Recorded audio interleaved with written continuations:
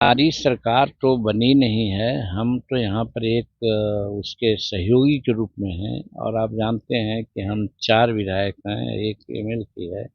लेकिन आज भी हम कहते हैं कि जो यहाँ पर शराबबंदी का नियम लिया गया था, कानून बनाया गया था, उसमें सबों की संपत्ति थी, सब सहमत थे और वही सहमति के बल पर आज कह रहे हैं कि हम शराबबंदी लागू किए हुए हैं। लेकिन शराबबंदी जो लागू हुआ है या उसमें जो कार्रवाई हो रही है, उससे हम सहमत नहीं हैं।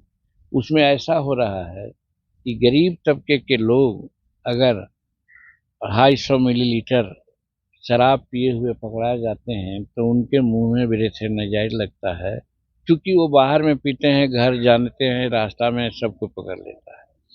तो लेकिन दूसरे तरफ देखते हैं कि 10 बजे रात के बाद बड़े बड़े अफसर हैं, चाहे जुडिशियल हों, चाहे सिविल हों, चाहे पुलिस हो, एमएलए हैं, मंत्री हैं, वे सब अकेले नहीं अपने परिवार के साथ दारू पीते हैं।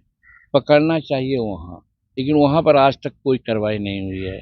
मैं समझता हूँ कि कार्रवाई वहाँ भी होनी चाहिए और नहीं तो फिर यहाँ जो करते हैं गरीबों के साथ करते हैं, तो उसके साथ अन्याय होता है। वो कमा करके आते हैं, कुछ थकान-मिटान के लिए ले लेते हैं और उनको मुँह में प्रेशराइज़र लगाते हैं, उनको जेल भेज देते हैं, तो आगे कमाने वाला आदमी उसको कोई नहीं है, उसके परिवार भूखे मरते हैं। ऐसी स्थिति में मेरे समझ से गुजरात मॉडल बहुत सफिशिएंट है। महात्मा गांधी का जन्म स्थान है और शराबबंदी का नारा सबसे पहले गुजरात से दिया गया है और गुजरात में आज जिसको आवश्यकता है, परमिट के आधार पर अपना लेते हैं, रसीद कटाते हैं और कंज़्यूम करते हैं, तो वो व्यवस्था होनी चाहिए।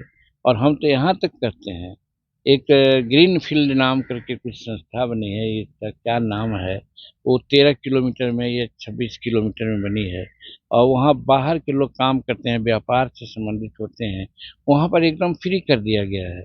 वो सब लोग पीते हैं और बाहर के लोगों को बुला कर पिलाते हैं, यहाँ पर इन्वेस्ट करते हैं, इंडस्ट्री बढ़ता है और जो अनएम्प्लॉयड लोग हैं, उनको नौकरी मिलती है, नियोजन मिल जाता है। तो मेरे कहने का मतलब कि अति सर्वत्र विरजेत, चादर को उतना ही तानना चाहिए जितना में चादर फटे नहीं। आज सीमा से बाहर होकर के लोग शराबबंदी की बात कर रहे हैं और इसमें हमारा तंत्र जो पुलिस तंत्र है, आधा तंत्र इसी में लगा हुआ है, जिसके चलते लॉ एंड ऑर्डर भी खराब हो जा रहा है। दूसरे क्षेत्रों में लोग नहीं देख पा रहे हैं, इसलिए हम इनके पार्टनर और इनके साथ रहने वाले शुभाकांक्षी हैं।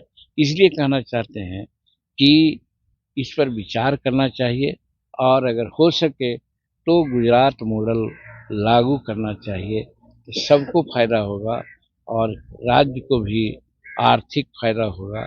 गरीब को भी जो फ़ायदा नहीं हो रहा है, 100 रुपये का चीज़ 500 रुपये में पी रहा है और दूसरी बात विषैला शराब उनको मिल रही है, जिसके चलते जानें जा रही है, तो इससे भी हम छुटकारा पा जाएँगे। हर हालत में इस शराब नीति की समीक्षा करनी चाहिए। हमको विश्वास है कि नीतीश कुमार बदली हुई परिस्थिति में ज़रूर समीक्षा करेंगे ताकि किसी को कोई दिक्कत नहीं हो।